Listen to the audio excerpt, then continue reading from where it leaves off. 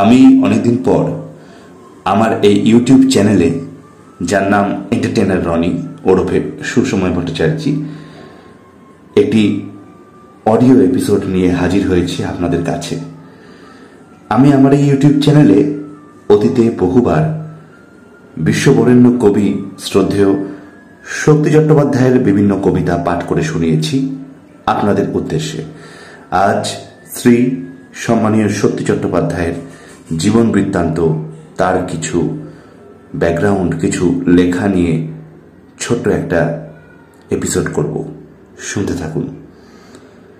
শক্তি চট্টোপাধ্যায় 1933 প্রকারান্তরে 1934 সালে পশ্চিমবঙ্গের জয়নগর মজিলপুরে জন্মগ্রহণ করেন। পড়াশোনা কাশিমবাজার স্কুল ও প্রেসিডেন্সি কলেজ।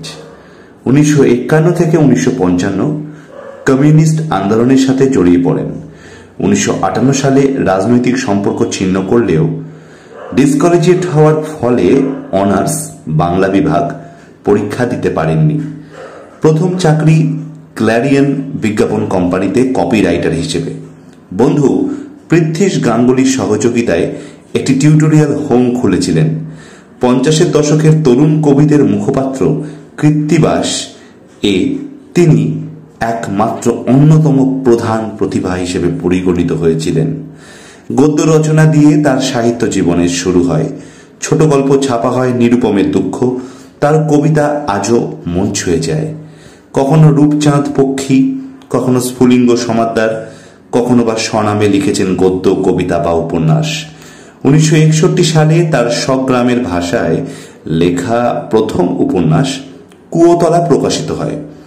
তার অপর দুই বিখ্যাত উপন্যাস দাঁড়াবার জায়গা ও অবনী বাড়ি আছো 1970 থেকে 1994 পর্যন্ত আনন্দবাজারের সাথে যুক্ত ছিলেন। অবসর গ্রহণের পর বিনোদন পত্রের সঙ্গে যুক্ত হয়েছিলেন। বিশ্বভারতীর অতিথি অধ্যাপক পদে থাকাকালীন 1995 সালের 23শে মার্চ শান্তিনিকেতনে তার আকস্মিক মৃত্যু ঘটে।